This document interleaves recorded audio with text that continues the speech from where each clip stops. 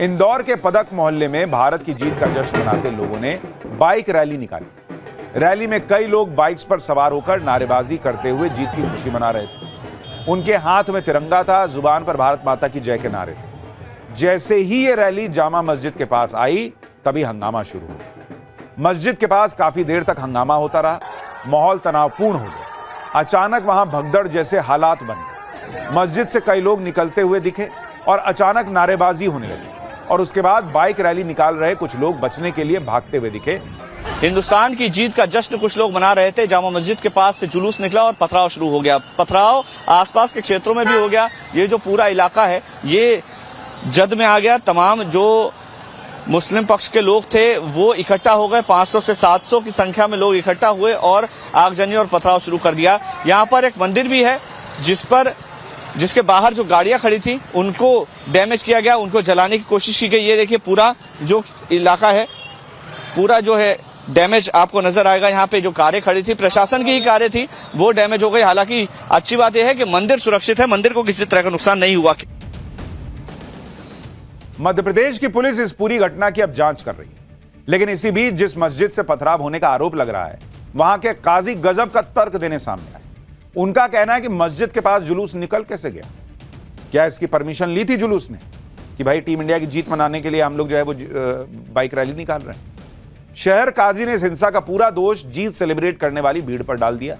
लेकिन जब उनसे पूछा गया कि क्या मुस्लिम समुदाय की तरफ से पत्थरबाजी की गई थी, तो कहने लगे कि जब वहां से हुआ तो यहां से भी होगा।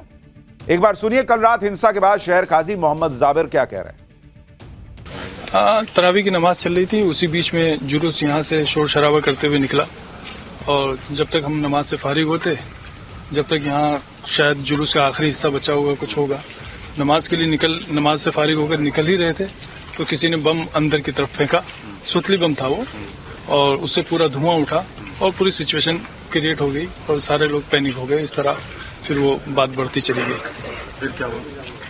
बस कुछ नहीं, बस मेरा तो कहना यह है कि मुझे समझ में ही नहीं आ रहा है कि ये जुलूस आखिर निकला कैसे और दूसरी बात इस रूट से कैसे निकला। तो ये तो निकल सकता है जुलूस, लेकिन किन लोगों ने परमिशन ली थी? क्या बिना परमिशन के निकलता? आप लोगों की तरफ से पथराव हुआ वो तो फिर होना ही था, फिर क्यों नहीं होगा? शुरू ही उधर से हुआ है तो फिर पब्लिक तो पब्लिक है, जनता तो जनता होती है। कितने लोग? इनके हिसाब से इन्होंने कुछ नहीं किया। उधर से किसी ने सुतली बम फेंक दिया, उसके बाद उधर से पत्थर चलने शुरू हो गए और इनको जवाबी कार्रवाई करनी पड़ी। भाई इनका लॉजिक ही अजब है कि जुलूस मस्जिद वाले रूट से कैसे निकला, बिना परमिशन के कैसे निकला। क्यों आप जब जुमे की नमाज के लिए निकलते हैं, इतने सैकड़ों हजारों लोग जुमे की नमाज के बाद बाहर निकलते हैं तो परमिशन लेके निकलते हैं, पुलिस से जाके पूछते हैं।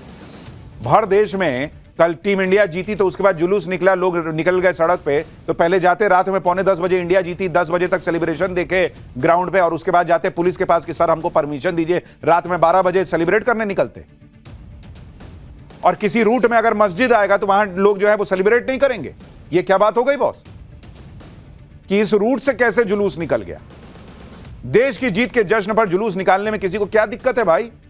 और क्या जिस रूट पर मस्जिद होगी वहां देश की जीत का जश्न नहीं मनेगा? क्या इनका लॉजिक ये है क्या कि शुरुआत उपद्रवी लोगों की तरफ से हुई जो हिंदू समाज से थे?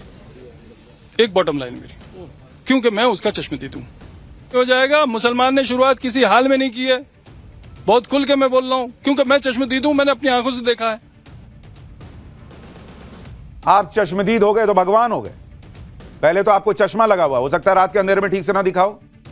और आपके चश्मदीद होने से क्या होता है? ये जो तस्वीरें गवाही दे रही हैं, जिसका रिकॉर्ड है, आप तो बोलने को कुछ भी बोल सकते हैं। शहर काजी मोहम्मद जाबिर का कहना है कि क्योंकि वो हिंसा के चश्मदीद हैं, इसलिए वो जो बोल रहे हैं वो सच बोल रहे हैं। लेकिन हिंसा में जो लोग घायल हुए हैं, जिन्हें पत्थर लगे हैं, जिनका सिर फूटा है, वो चश्मदीद नहीं है। उनका कहना है कि वो मस्जिद के अंदर पटाखे क्यों फेंकने लगे भाई? वो तो अपना जश्न कर रहे थे, जुलूस निकाल रहे थे और मस्जिद के पास भारत माता की जय और वंदे मातरम के नारे लगाते हुए जा रहे थे। जो भर रास्ता चल रहा था, भाई इंडियन टीम जीती तो लोग वंदे मातरम के नारे लगाएंगे ही, भारत माता की जय के नारे लगाएंगे ही। इस पर मस्जिद के अंदर से कुछ लोग आए और बवाल करने लगे। ये जो वहां पर घायल हुए वो लोग कह रहे हैं। आप सुनिए कि इस हिंसा में घायल चश्मदीद क्या बयान दे रहे हैं। में सर रैली निकाल रहे थे। रैली निकालने के बयान ये हुआ सर, मस्जिद के सामने हमारा जाना हुआ, वंदे मातरम भारत माता की जय हम नारे लगा रहे थे, तो उनको इस चीज़ से प्रॉब्लम हो गई। इतनी सी देर में मस्जिद के अंदर से बहुत लोग सर बाहर आए और बोलने लग गए कि आप यहाँ पे नारा मत लगाओ, ये मत करो, वो मत करो। सर हिंदुस्तान में रह के क्या भारत माता की जय बोलना गलत है या वंदे मातरम बोलना गलत है? सर इसी वजह से भगदड़ मची, और भगदड़ मचने के बाद सर बहुत सारे लोग आ गए, वो एकदम से टूट गए। भाई मेरे साथ में ही था, भाई को गिरा के वो मारना चालू कर दिया। देखिए इनको भी चोट लगी है यहाँ पर, और इनसे भी जानते हैं क्या वजह रही आपको मारा पीटा। आपने क्या मस्जिद के अंदर कोई पटाखा फेंका था, सुतली बम फेंका था, आपकी तरफ से कुछ ऐसा घटनाक्रम हुआ? हमारी तरफ से कुछ भी नहीं था, हमारा तो रैली निकल रही थी वहाँ से। हमारा खाली ये था कि वंदे मातरम नारा मत लगाओ, उनका कहना ये था। हम भारत माता की जय वंदे मातरम नारा लगा रहे थे, वो बोलते कि यहाँ पे ये नारा मत लगाओ, यहाँ से चुपचाप निकलो। ना ये कौन सी बात होती? हम हमारे देश में रहे, हमारे देश में रह के हम भारत माता की जय नहीं बोलेंगे तो क्या बोलेंगे? इंदौर के मऊ में जो हिंसा हुई, इसके पीछे भी साजिश की बात कही जा रही है। आप देखिए हिंसा की रात कैसे अचानक से मऊ में पत्थरों की बारिश होने लगी। हिंसा के बाद सड़क पर पत्थर ही पत्थर दिखते हैं। बीजेपी विधायक उषा ठाकुर ने हिंसा के पीछे साजिश की आशंका जताई। मस्जिद में पहले सुतली बम फेंकने के आरोप को भी बीजेपी विधायक ने खारिज किया। कहा कि अगर ऐसी कोई घटना हुई है तो उसका वीडियो दे दीजिए। एक बार बीजेपी विधायक ने क्या कहा सुनिए, फिर बताता हूं कि क्या हिंसा के दोषियों के घर पर बुलडोजर चलाने की तैयारी हो रही है।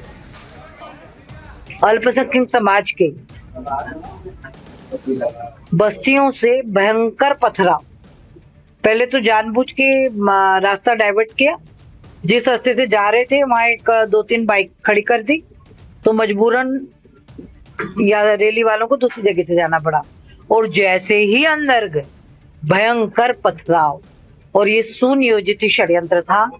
जैसे इधर ये होता है, ऐसे 15 जगह एक साथ घटना कि वहां के डीपी में आग लगा दी, वहां के जितने सीसीटीवी कैमरा थे उनको फोड़ दिया कि कोई प्रमाण ना मिले। तत्काल तो इतने पत्थर किसी को भी नहीं मिल सकते।